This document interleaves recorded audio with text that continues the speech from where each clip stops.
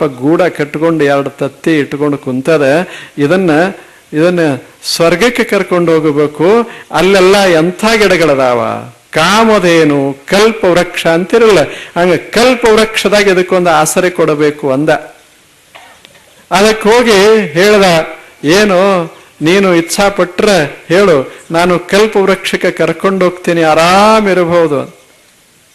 ಅವಾಗ ಅದು ಕೇಳ್ತು, ಅಲ್ಲಿ ಯಾರ್ಯಾರು ಇರ್ತಾರ, ಅಲ್ಲಿ ಎಲ್ಲಾ ಪಕ್ಷಿಗಳಿರ್ತಾವ, ಅವು ಇರ್ತಾವ, ಇವು ಇರ್ತಾವ, ಬಹಳ ಸುಂದರ ಪಕ್ಷಿಗಳದಾವ.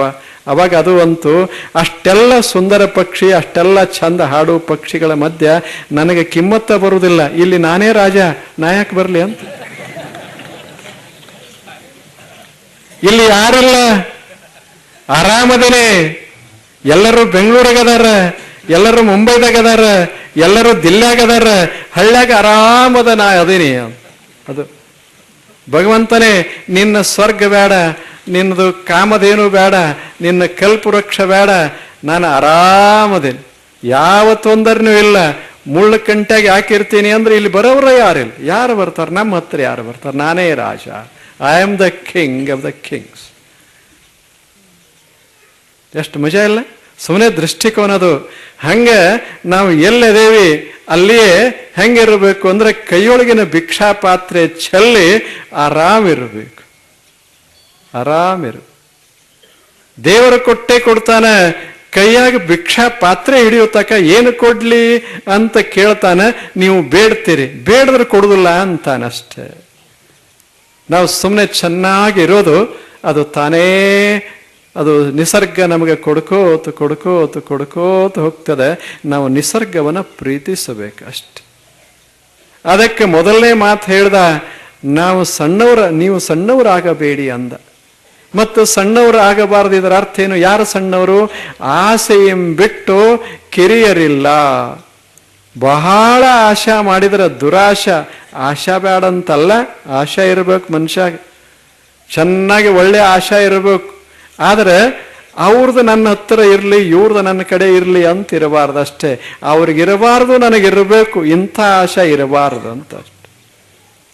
ನಿಮ್ಮ ಮನೆಯಾಗ ಏನೇನದ ಅದು ನಮ್ಮ ಮನೆಗೆ ಬರಲಿ ಅಂದ್ರೆ ನಾ ಬಡವಾದೆ. ಅವ್ರದ್ದು ನಮ್ಮದು, ನಾವು ಶ್ರೀಮಂತರಾಗೋಣ, ಅವರು ಶ್ರೀಮಂತರಾಗೋಣ ಅಂದ್ರೆ ಅವ ದೊಡ್ಡ. ಆಸೆಯೆಂಬಿಟ್ಟು ಕಿರಿಯರಿಲ್ಲ, ನಿರಾಸೆಯೆಂಬಿಟ್ಟು ಹಿರಿಯರಿಲ್ಲ. ದೊಡ್ಡವರು ಯಾರು ನಿರಾಸೆ ಉಳ್ಳವರು ಅವರೇ ದೊಡ್ಡವರು. ಅಂದ್ರೆ ಆಶೆ ಇಲ್ಲದವರಂತಲ್ಲ.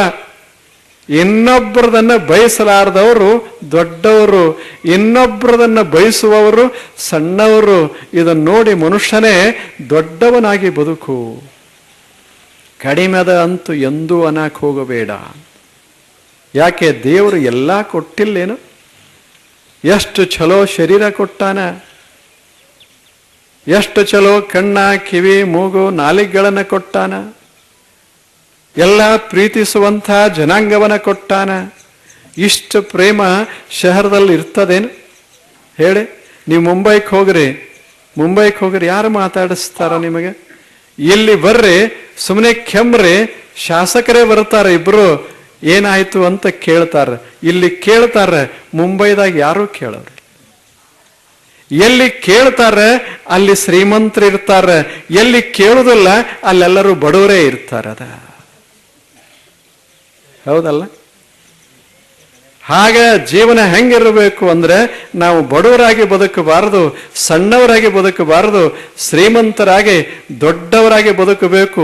ಯಾವಾಗ ಶ್ರೀಮಂತ ಆಗ್ತೇವಿ? ಏನದ ಅದು ಬಹಳ ದೊಡ್ಡದು ಅಂತ ತಿಳ್ಕೊಂಡ್ರೆ ನಾವು ಶ್ರೀಮಂತರಾಗ್ತೇವಿ. ಏನದ ಅದೇ ದೊಡ್ಡ.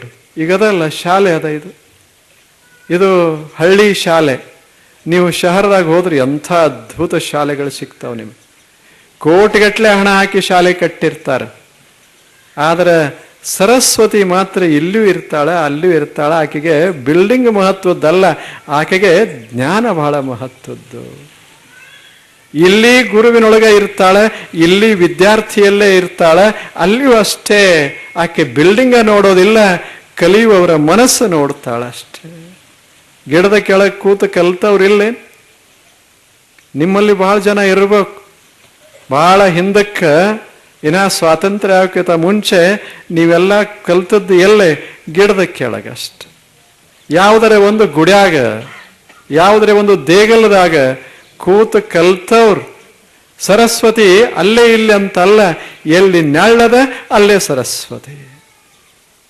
ಅದಕ್ಕೆ ಶ್ರೀಮಂತ ಬಡವ ಅನ್ನೋದು ತಲೆಯಾಗಿನ ತೆಗೆದು ಹಾಕಿ ನಮಗೇನು ದೇವರ ಕೊಟ್ಟಿದಾನ, ಎಷ್ಟು ಕೊಟ್ಟಿದಾನ ಅಷ್ಟ್ರಾಗ ಮಸ್ತಾಗಿ ಚೆನ್ನಾಗಿ ಅದನ್ನು ಅನುಭವಿಸ್ತಾ ಇರೋದೇ ಹಿರಿತನ, ದೊಡ್ಡವನಾಗಿರೋದು. ಈಗ ಸ್ವಾಮಿಗಳೆಲ್ಲ ಮಾತಾಡಿದ್ರು, ನಮ್ಮ ಶಿವಾನಂದ ಸ್ವಾಮಿಗಳು ಮಾತನಾಡಿದರು. ಅವರ ಮಾತಿನಲ್ಲಿ ಜ್ಞಾನ ತುಂಬಿದೆ. ಇಲ್ಲಿ ತಿಕೋಟಾದ ಶ್ರೀಗಳು ಮಾತನಾಡಿದರು, ಅವರ ಮಾತಿನಾಗ ಹಾಸ್ಯ ತುಂಬೇದು ಇಲ್ಲ. ಆ ಕಡೆ ಮಾತಾಡಿದರು, ಅವರ ಮಾತಿನಲ್ಲಿ ವೀರತನ ತುಂಬೇದು. ಹೀಗೆ ಎಲ್ಲರೂ ಸುಂದರ ಸುಂದರ ಮಾತಾಡಿದರು. ಮೈಸೂರಿಂದ ಬಂದಿದ್ದಾರೆ, ಅವರು ಬಹಳ ದೊಡ್ಡ ಜ್ಞಾನಿಗಳು. ಆ ಕಡೆ ಕೂತಾರಲ್ಲ, ಬಹಳ ದೊಡ್ಡವರು, ಅವರು ಜ್ಞಾನಿಗಳು. ಅವರನ್ನು ನೋಡಿದ್ರೆ ಹಂಗೆ ಅನಿಸೋದಿಲ್ಲ, ಆದರೆ ಅವರ ಮಾತುಗಳನ್ನು ಕೇಳ್ತಾ ಹೋದ್ರೆ ಜ್ಞಾನ ಸುರಿತಾ ಬರ್ತದೆ. ಅಂಥ ಅವರು ಕೂತಾರೆ. ನಮಗೆ ಇವ್ರದ್ದು ಯಾರ್ದು ಬರುವುದಿಲ್ಲ, ನಮಗಿಷ್ಟ ನಮಗೆ ಆಗುವುದಿಲ್ಲ ಅಂತ ಅನಿಸಬಾರದು.